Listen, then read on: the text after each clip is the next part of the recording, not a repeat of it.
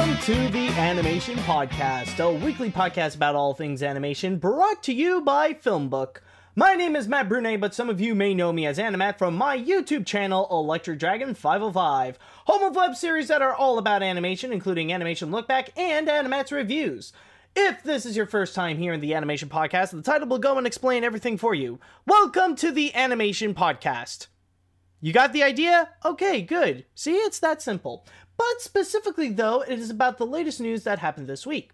So, first things first, I am going to be talking about the biggest night in animation, of course, the Annie Awards, about the show itself, and of course, about the big winners. And then afterwards, I will be looking into the first trailer of the Lego Ninjago Movie. Then afterwards, once again going into Legos, I will be looking into the new director of the Lego Movie 2. Then afterwards, we will be looking into another trailer. This time, it's going to be for the revival of Samurai Jack. And finally, we got Matt's Pick of the Week.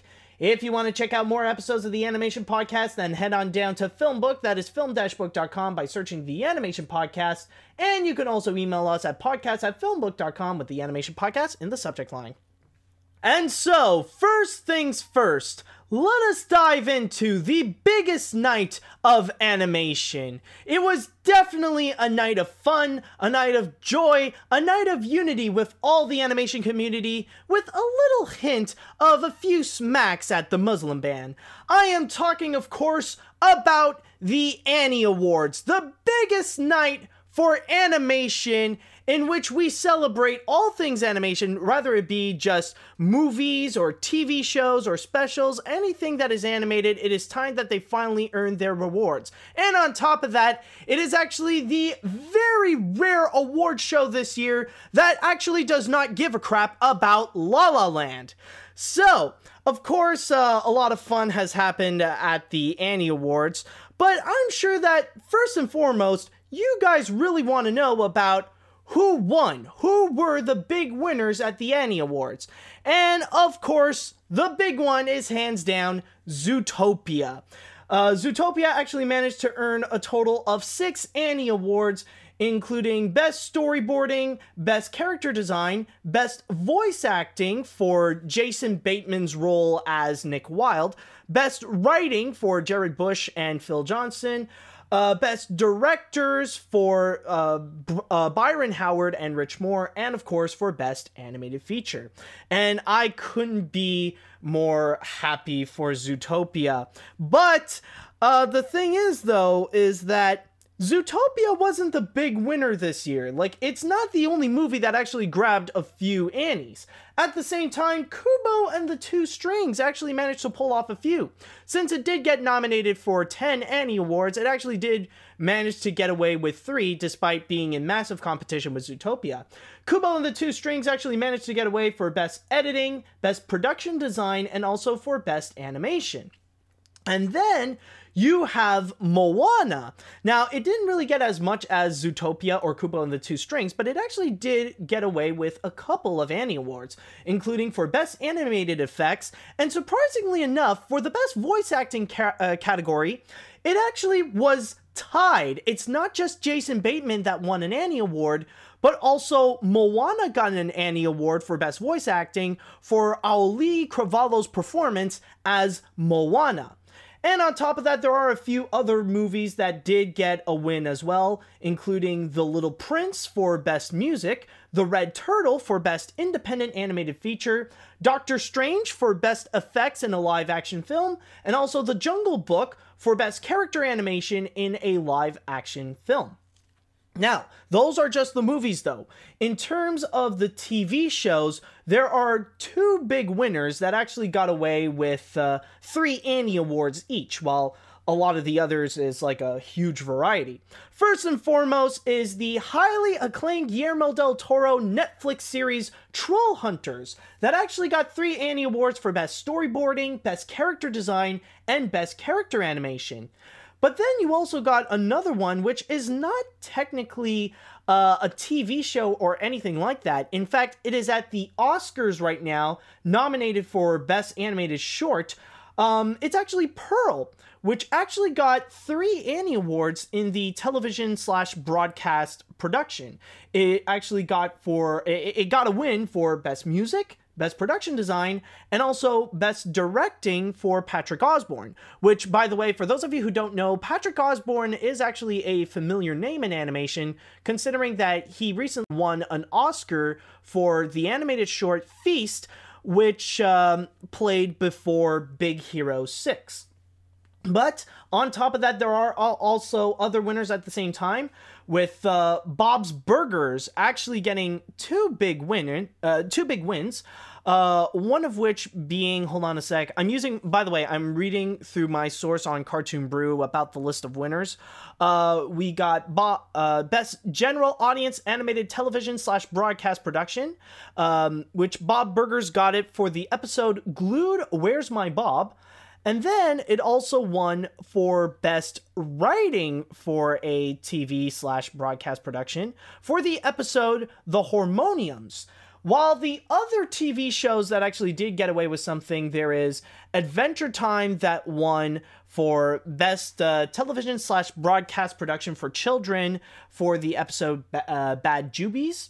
There is also the Mr. Peabody and Sherman Show that actually got Best Voice Acting for, hold on a sec, I'm trying to find, where is it? Here it is, okay. So it's actually, for the episode of Ponce de Leon, it was actually Carlos Alazaraqui, sorry about that, who actually won the Annie for Best Voice Acting for his role as Ponce de Leon. Then afterwards, you also got Tumbleleaf that actually won for Best Television/Broadcast Production for Preschool Children. And finally, you also got Disney Mickey Mouse, which actually won for Best Editing. But on top of that, it's not just that. It's not just those winners, like not just the animated projects, but there are also some people that did receive some Annies as well. And I'm talking, of course, about the juried awards. Now, in the Winsor Mccay Award, which is kind of like the Lifetime Achievement Award in animation, they are given to Disney animator Dale Bear, to National Film Board of Canada's Caroline Leaf, and also the director of Ghost in the Shell, Mamoru Oshii. While in the Up iWorks Award for the technical achievement, it has actually been given to Google Spotlight's virtual reality program. And then you also got June Foray Award for their significant and benevolent of charitable impact on the art and industry of animation, given by the directors of Fern Gully, The Last Rainforest, Bill and Sue Croyer. And finally, the Special Achievement Award has been given to the documentary Life Animated. And on top of that, the show itself, my God, let me just start off with that one. Like the show, it was definitely a blast to watch. Now, in the previous years recently, like I wasn't able to go and check out the Annie Awards because during that time I would be on vacation.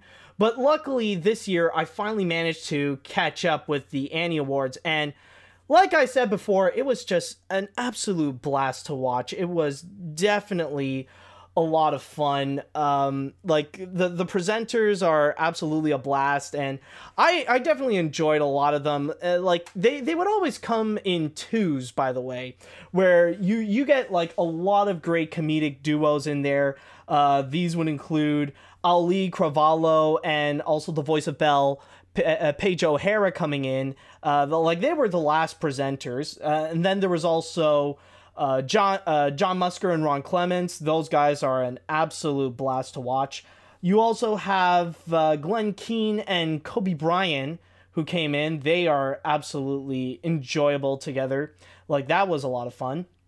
There are a lot of others as well, but those are just the ones that I can think on top of my head that are definitely fun to watch. But yeah, like each presenter, like they really brought out their own comedic spin onto the presentation. It was just definitely a lot of fun, and like you could definitely feel the air that they were just hanging out with a bunch of friends, and just like they were mostly there not just for the award show, but also to have a good time. And by the way, like this is something that's very interesting to note regarding the Annie Awards. For those of you who don't watch it, this is actually a very rare award show in which recently they decided to not have any host. Like beforehand, like there is the usual like host for the ceremonies and all that stuff, but recently they decided to drop it. It's not really that great of an idea to always have a host, so they decided, you know what, we're just gonna keep it to just the presenters to have their time to shine in the award show. And you know what, it really does work. Like, you don't necessarily need a host in order to present a great award show, you know? Like, I know there are some examples that could prove me wrong, like with the Tony Awards, which are always amazing to go and watch, but then again, you also have like the Oscars or even the Golden Globes that can prove my theory right onto that sometimes having a host is not always a good idea. But no, the Annie Awards managed to pull it off very well. And I mean, like, even when watching it, like just looking at it, I feel so happy to be like, I wouldn't say a part, but just, you know, I just feel happy that I feel like my passion, my love for animation is like really strong, and just watching an environment that just celebrates animation is just absolutely beautiful. Like, it really did made my night. And I definitely do feel that the people at Asifa Hollywood did a great job with this year's presentation. It definitely was a blast. Oh, and by the way, I just want to make a quick mention right now to mention a late happy birthday to the president of Asifa Hollywood, Jerry Beck. So you guys can, if you guys are listening to this, you can go and give a shout out of a late happy birthday to Jerry as well. Just a quick little mention that I want to say. Oh, also, I just realized another great example of great presenters at the Annies is actually Tom Kenny and also James Hong. That was definitely a lot of fun to check out as well.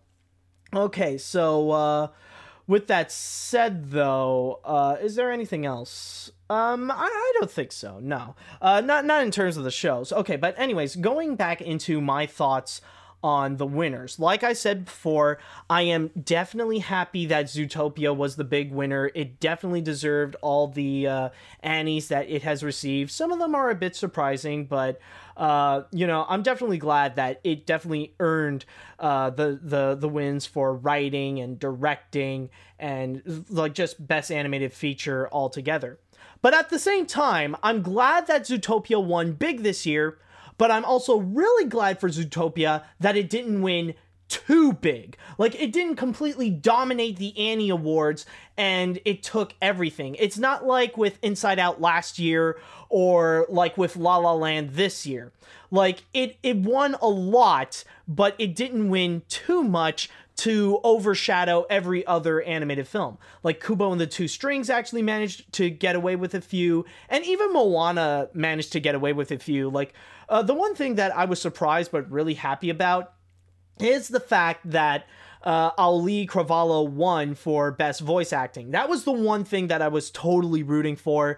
And I'm glad that it actually happened, but it was really surprising at the same time where we actually did get a tie for Cravalho's performance, and also with Jason Bateman as Nick Wilde in Zootopia, which he did a great job, by the way. Like, Bateman's performance as Nick is just definitely fantastic, and it definitely is worth it. But no, definitely I'm glad that it didn't overshadow it. But on top of that, also giving it to other movies as well, not just Kubo, not just Moana, but there's also The Little Prince that actually did walk away with one win for Best Music. Honestly, I was surprised about it, but you know, the soft little music that keeps on playing in The Little Prince, I guess I kind of forgot about it. In fact, well, I'll be honest, with The Little Prince, I kind of forgot a lot about it, but yeah, I guess, you know what, I'm not complaining about it. You know, it is pretty interesting. But then you also got The Red Turtle, which actually did win for Best Independent Animated Feature. Oh my god. I have seen The Red Turtle. I absolutely love it. It's one of those movies that's just the more simple that the movie is itself, the better that it is. It's very interesting how it is actually made by Studio Ghibli, because it does have a bit of that Studio Ghibli air into it that's just showing like a slice of life movie. It's a little bit in the similar veins of like Totoro or Kiki's Delivery Service, or even The Wind Rises. It's kind of like those movies, but the whole theme is that there is a guy who is stranded on a deserted island, and somehow there's this red turtle that came in and became a woman, and thus that's his life right there. But yeah, definitely moving, definitely powerful. I really enjoyed that film. Like, if ever it comes out on DVD or Blu-ray, if you're listening to this, go and get it. It is definitely worth watching. It is absolutely beautiful. Now, in terms of the TV productions, I would have to say right now that the biggest surprise for me would have to be the fact that Pearl actually won so much in the TV categories and stuff like that. I can imagine eventually in the future, like maybe later in the 2020 decade, ASIFA will probably have no choice, but they got to go and create a brand new category made specifically for virtual reality programs, because the big thing in the Annie Awards is that the iWorks Award went into Google Spotlight's virtual reality program, in which they pretty much went and created, just want to know what's the name specifically, they created Google Spotlight Stories. And I'm not going to deny Pearl is, Pearl definitely deserved to get the Annie Awards that it got, but it is kind of weird that it would win in the categories of the TV broadcast production. So I don't know, like eventually it might be something that ASIFA will eventually bring up, that they gotta eventually separate TV broadcasting with virtual reality and give it their domain. If it's going to be going at this rate, that we will see more and more and more animated projects that are going to be made for virtual reality, or even if virtual reality is going to be a lot bigger than now, that people are going to be, you know, like if virtual reality is going to be a lot more mainstream, like not just for video games that are going to be costing people around the 4-digit mark, but like soon it's going to be like a commonplace item to go into virtual reality, but who knows. But honestly, I'm really glad that Trollhunters actually did manage to win a lot, especially with Best Character Animation and Best Character Design. I am currently watching the show right now. It is definitely awesome. Can't wait to see more of what Guillermo del Toro and the crew at DreamWorks Television has in store.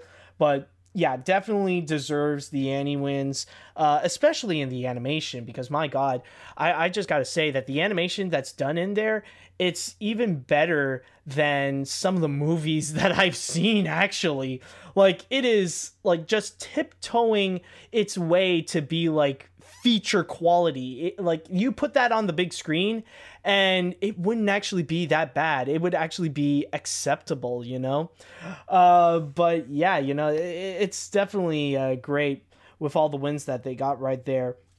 And also at the same time, I just want to have a quick mention right now regarding, what was it again? Oh yeah, Life Animated winning the Special Achievement Award. I probably talked about this before, but it definitely brought me a big smile seeing that the Life Animated actually getting so much recognition, not just at the Annies, but even getting an Oscar nomination for Best Documentary, but immediately getting the Special Achievement Award. It was definitely fantastic seeing Roger Ross Williams getting up into the podium, accepting the Annie Award. It was you know, definitely a true sight to behold, and was definitely happy. And on top of bringing in Owen Suskind as well, he was actually there during the presentation too. So yeah, I'm just definitely glad that Life Animated brought up the you know, it actually got the it got the recognition that it deserved. And I guess with all that said, I would have to say that that's pretty much the Annie Awards of this year. I definitely had a great time watching it through live stream. Maybe one day there will be a time when I can actually go and see it live. But I just want to say right now, congratulations to all the winners and to all who got nominated at the Annie Awards this year. And we will see what's going to be happening next year at the Annie Awards, when things will start to be brewing, when things can probably get interesting. Who knows? But definitely great job, Asifa. Just keep up the great work, bringing in something like this every year. Just you know, I definitely had a blast celebrating animation. Okay, so for the next stories that I have for you guys, this is going to be a little bit of a tie-in, not necessarily like a sponsored thing, but it's really more coincidental. As you guys may know, during the weekend that I posted this podcast, it is the release of the Lego Batman movie. So a little bit of an appetizer for fans before they can finally go and get another big taste of the Lego movie. So that's just one of them.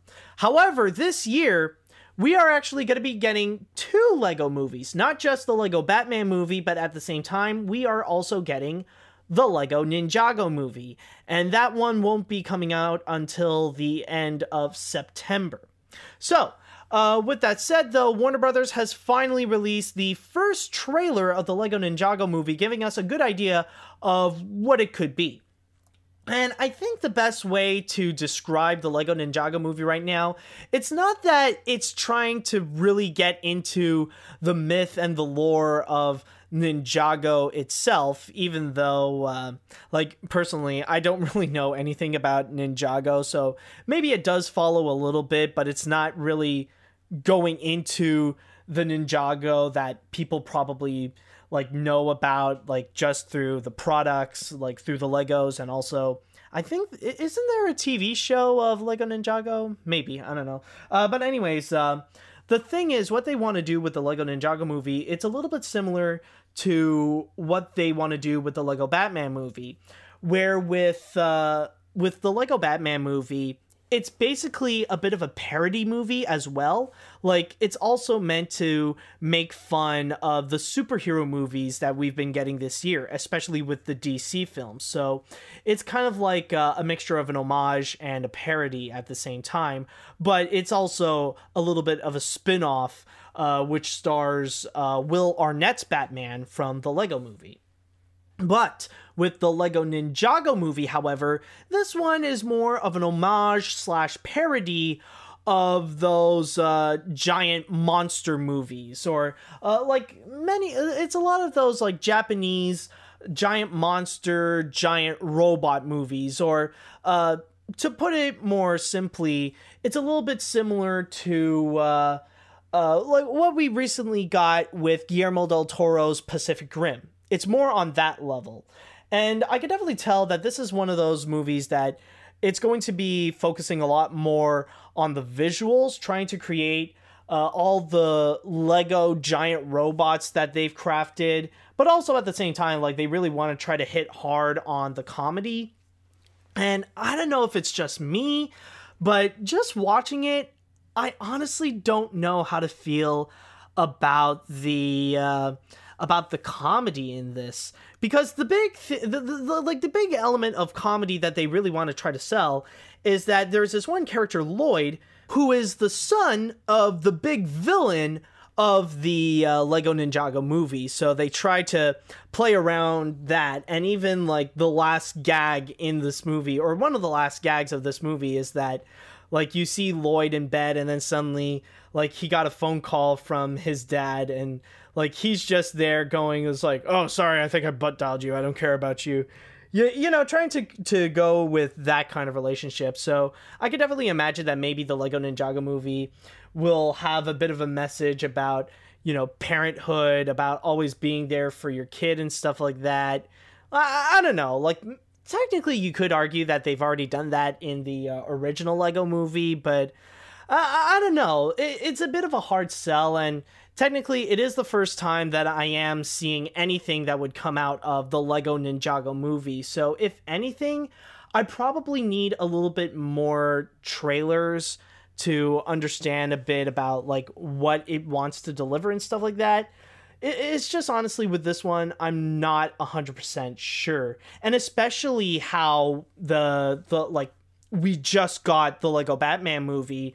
Like, it's going to be unavoidable at this point that people are going to go and make comparisons with it, especially the fact that it's going to be released within the same year. So, of course, people are just going to go like, oh, well, I like this thing for the Lego Batman movie better, but I do like this thing for the Lego Ninjago movie better. Like, the comparisons, it's going to happen no matter what. So, I don't know.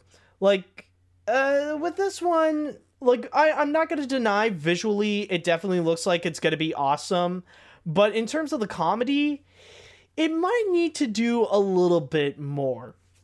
I mean, like you can even argue that technically we might have gotten a bit of a taste of what the Lego Ninjago could be, considering we, last year with the movie Storks, we did get this trailer, not a trailer, but we got an animated short, which is like the master, which is like Jackie Chan's character fighting against a chicken, which pretty much tries to emphasize the action that we could be getting here along with the comedy. So I don't know, like with the Lego Ninjago movie trailer that we got with this, I honestly don't know how to feel. Like, I don't know, like I'm not gonna like, I don't think we're gonna get a bad movie with this one, but I think we might need a little bit more trailers to see, like, or at the very least, like I need to see more trailers in order to sell me more on the comedy, on what it's trying to sell, or even on the story. Because honestly, just watching this, I'm not 100% sure on how to feel. But if you guys are excited to go and see the Lego Ninjago movie, then you'll just have to wait until September 22nd of this year for the second Lego movie spin-off to come out. Now, for our next story, once again, we are going into the Lego movie, but this time we are looking into the big one, which is the Lego Movie 2.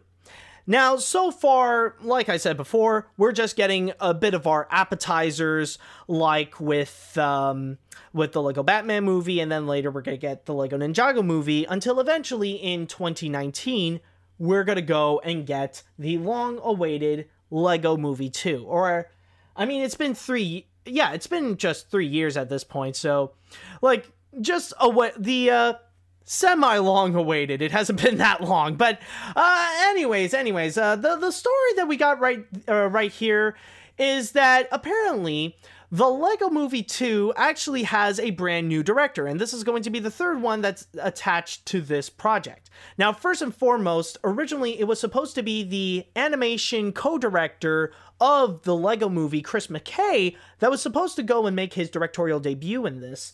But what happened afterwards was that he decided to go, he wanted to go and direct the Lego Batman movie. So that's pretty much what we ended up with right now. That's Chris McKay's project right there. And then they decided to go and get Rob Schrab to be the director, where he actually did work on a few TV shows beforehand, like with Community and Children's Hospital. But it seems that now he is going to be replaced again. It's not going to be Rob Schrab anymore, but now it is going to be Mike Mitchell. Now, for those of you who don't know who Mike Mitchell is, he has actually directed a few animated features, and he has worked on a lot of sequels that he did not create himself.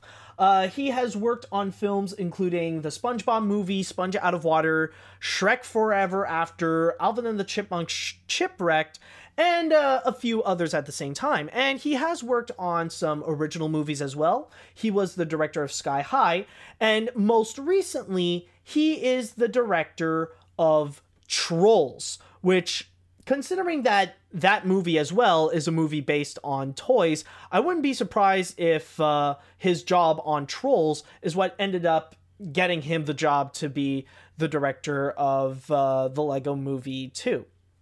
Now, going back a little bit more onto who's going to be working in the movie as well. Just a little heads up that Phil Lord and Chris Miller, even though they're not going to be the directors, they will be the producers of the movie, along with just writing the first draft of the script. The real writer is going to be Raphael Bob Waskberg, who is also known to be the creator of BoJack Horseman. Okay, so going into this decision of bringing in Mike Mitchell, honestly, it has me a little bit worried, because the one thing that I am afraid of for him is that he might end up not delivering the sequel that people would want with the Lego Movie. And the reason why I say that is because when you think about the Lego Movie 2, it is hands down one of the most anticipated animated sequels that has yet to come out. Like, people are anticipating the Lego Movie 2 as much as they are anticipating The Incredibles 2 and also How to Train Your Dragon 3. So this is definitely something that people are building themselves up for something that could be absolutely phenomenal. I mean, considering the amount of people who say that the Lego Movie is one of, like, right now people are saying, oh my god, Lego Movie is one of the best animated films ever. Like, they're gonna have massively high expectations for the sequel. And considering Mike Mitchell's credentials on movies like Shrek Forever After and Trolls and stuff like that, I'm afraid if that guy might not deliver what the people would want. I'm not saying that he's going to do a bad job and the Lego Movie 2 might end up sucking. It's just that he's not going to meet with people's extremely high expectations. Like, that could be the worst case scenario that I can imagine. Now, of course, there could also be a chance that he could make it into, like, he can go and create something big out of it.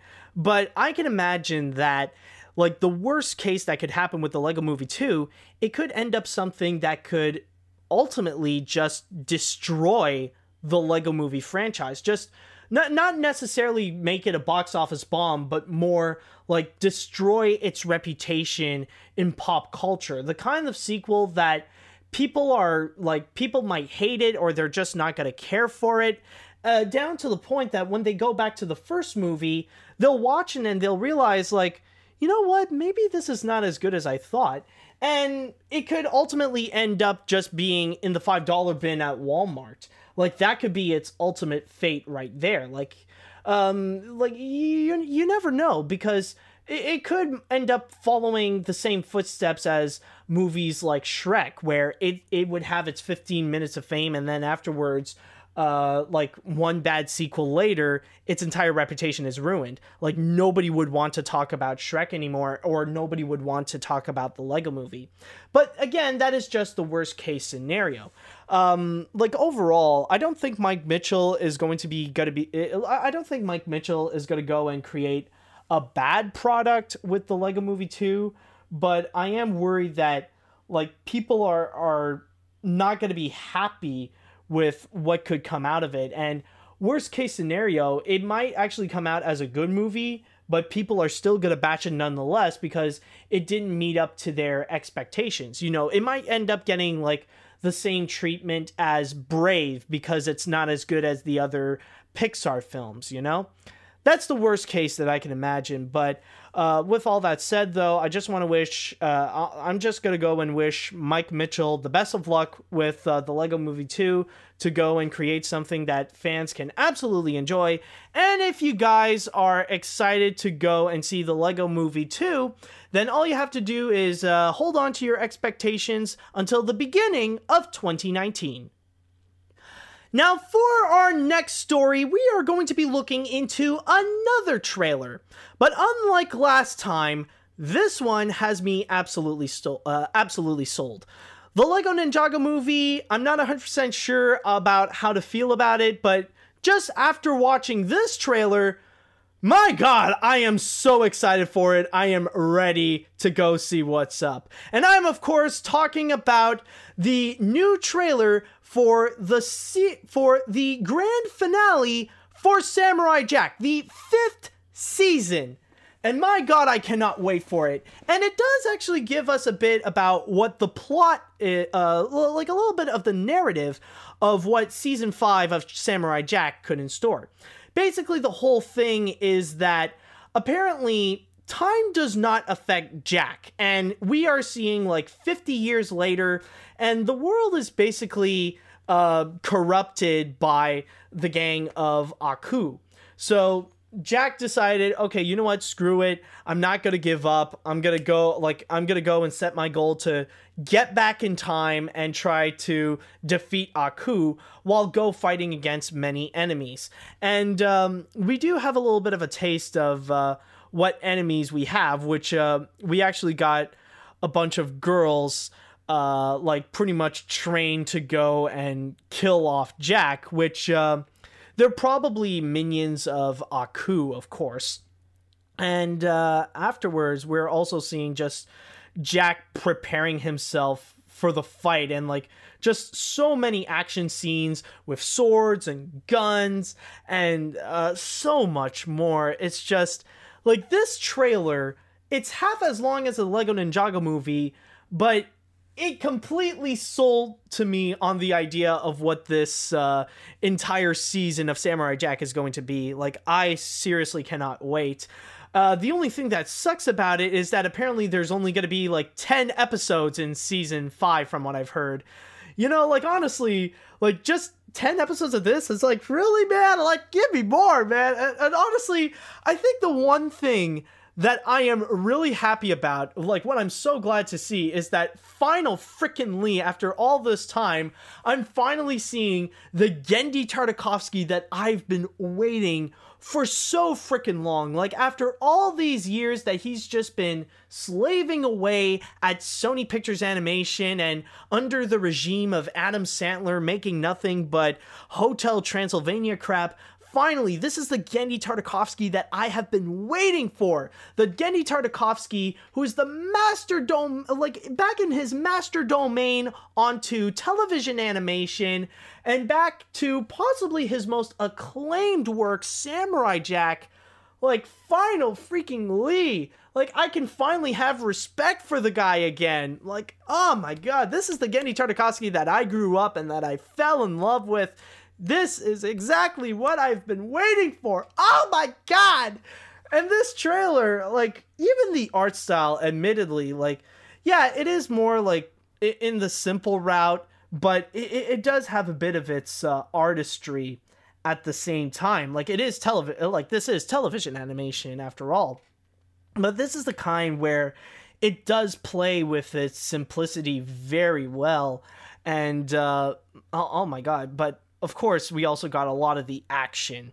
That is, like, you could definitely tell just by this trailer alone, it's going to deliver on the action. But I'm also excited to see, like, what's going to happen in the story. That I am excited for. Like, just to see, you know, just a bit of the context of what's been going on between Season 4 and Season 5. Like, where is Aku? Where has Jack been? And all that kind of stuff. Like, I'm absolutely excited to see what's going to be going on with this. So yeah, if you guys are as excited as I am to see what's going to be going on with Season 5 of Samurai Jack, then all you have to do is just wait until March 11th for the big comeback of Samurai Jack. And so finally, we now have Matt's Pick of the Week. And for this week, I decided I wanted to go and check out onto comics this time, considering that there is one that's going to be based on an animated property, a popular animated property even. Now, as you guys may know, DC is currently doing a big thing with Hanna-Barbera, where they're taking many of the popular shows from Hanna-Barbera and go turn them into comics. A lot of recent examples would include The Flintstones, with Scooby-Doo, with Wacky Races, and then there's another one called Future Quest, where they take a lot of the more serious Hanna-Barbera shows, like a lot of the more like sci-fi, supernatural, and superhero type of Hanna-Barbera shows, and combine them all together into something called Future Quest, which would also include stuff like with Space Ghost, Johnny Quest, and many, many more. But now, it looks like Hanna-Barbera and DC has gotten another brand new comic that they want to turn one of their most beloved characters into, just bring them into the DC comic. And I am, of course, talking about Snagglepuss. And what they want to do with Snagglepuss is actually very interesting. Kind of reboot Snagglepuss in a way, where now they want to make him a gay playwright from the late 1950s. So if I may go into my source here on Cartoon Brew, the writer of this, Mark Russell, actually stated in an interview, it is obviously ignored in the cartoon. Actually, hold on a sec.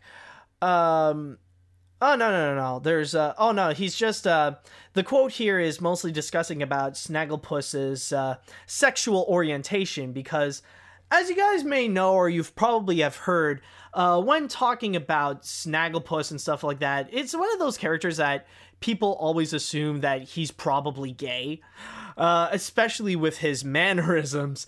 It is said here, it's obviously ignored in the cartoons because they were made at a time when you couldn't even acknowledge the existence of such a thing, but it's still so obvious. So it's natural to present it in a context where everybody knows, but it is still closeted.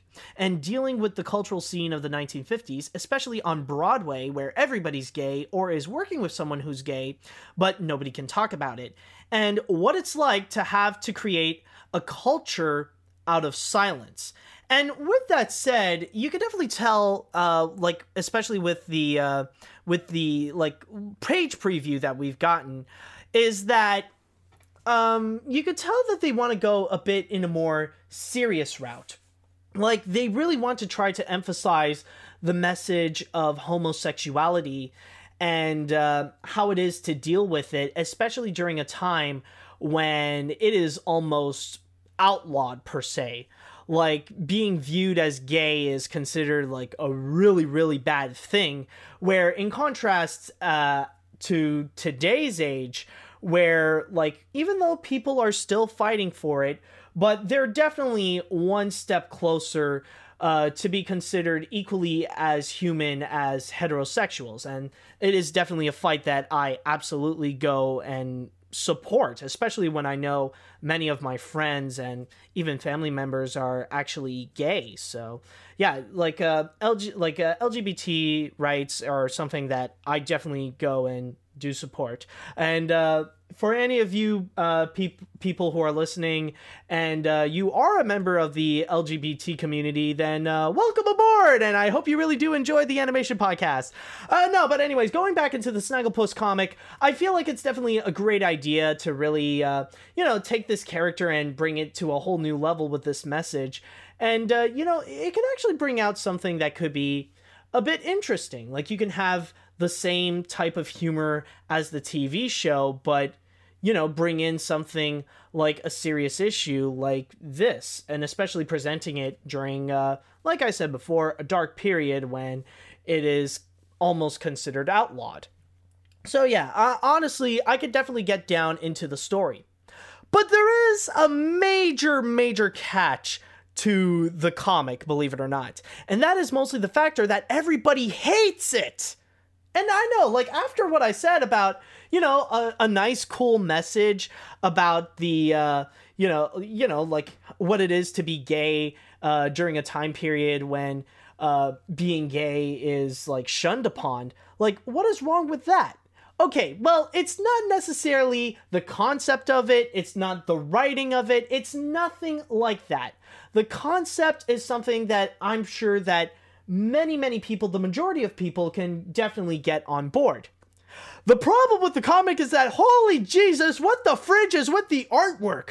If you go look up DC Comics Snagglepuss artwork, like, oh my god, it's just weird. It's ugly as crap. It's just, weird and ugly. That's the best way to put it. Now, the thing is, though, with the DC Comics, like the DC Hanna-Barbera comics, is that they definitely do try to go with a more realistic art style. And it definitely does have some mixed results. Sometimes it can work well, sometimes it doesn't. And that's mostly because of the factor that it is still Hanna-Barbera. It is the most famous simplistic style, and you're pretty much taking that and try to go hyper-realistic with it to the point where it's almost like you're entering upon Uncanny Valley. But with this, though, you're taking anthropomorphic animals and trying to make them look as realistic as possible. Like, oh my god, it's just, it looks uncomfortable to look at. Especially, like, they try to put in so much detail onto everything. It's almost as if I can imagine the whole scenario where an artist is trying to draw Snagglepuss and trying to put in as much details as much as he can, and like Snagglepuss is just gonna look at him and it's like, heavens to Betsy, you don't have to put in so much hair on me so that people can count how much hairs do I have on my left cheek, or the details on my teeth even. Just stop it, put the pencil down. It's just, oh god, it's just ridiculous. And especially, it's just the way that they try to present it, it's more animal than it is like an actual person. Because like like in the preview page that we got, it's not just Snagglepuss that's there, but you also got it's Snagglepuss talking to Augie Doggy. And yeah, the way that they're designed, it's just, it's just weird. And like you even see on, you see on Twitter, people are just making fun of it. But let me just go and start off with, there's this one Twitter user who actually did something actually pretty cool. The Twitter user, sorry about that. Sorry about my Porky Pig style stuttering. The Twitter user is Kenny Day Skull, and he or she actually Kenny Day Skull mentioned, hey, not furry artists. The trick is to not make everything look super detailed. And the artist actually did a great job trying to recreate the image, but really simplify it so that we could see a lot more of the expressions on Snagglepuss. Like, you got a comparison to the ugly realistic thing, and then like you got Candy Day Skull's artwork, which is a lot more simplistic. The details on the hair is pretty much removed, and we see more of the face and the expression that Snagglepuss is trying to say. And then there's another one, which is at Rabbit Squirrel. Okay, sorry about that. At Rabbit Squirrel Ninja also decided to parody this and try to make exaggerate the ugly art style to look like some ugly Sony Pictures animation style design, saying, lol, I hate the new Snagglepuss art so much, I implemented my productivity. And it actually, like, it's kind of a parody comic, just saying, like, my boy, this is a very serious comic. The online critics are very excited to read it. We need to have as much details in our faces as possible so everybody can see how serious this comic is. We'll talk about gay stuff, very serious, maybe an Eisner even. And then you also got Augie Doggy on the side, is just there, but we are hideous, we are uncomfortable to look at. And yes, I guess this would be my Augie Doggy impression. Oh my god, it's just looking at these, just looking at the ways that people are just making fun of freaking Snagglepuss. And then there's also another one, Mick Thundergoose. Oh my god, like, it just looks like a mix. It looks like if Krang from Teenage Mutant Ninja Turtles decided to blend himself with a freaking tiger. And it's just like, and it's just a little thought bubble on the side just saying, I just wanted to have a good time, and look at me now. Look at me, I am a monster, a tragedy even. Oh my god, it's just, it's gone to the point that the art style is just so laughably bad. I mean, my God, you got a great idea, but then the artwork just completely annihilates it.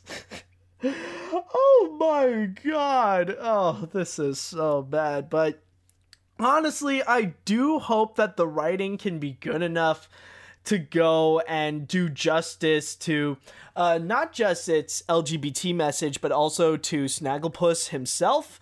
Like, I'm hoping that they're going to do that well, but other than that, the artwork just doesn't show a lot of promise, and my God. You know, the worst thing is that I do hear that DC also wants to make more Hanna-Barbera comics, and who knows what could end up happening there.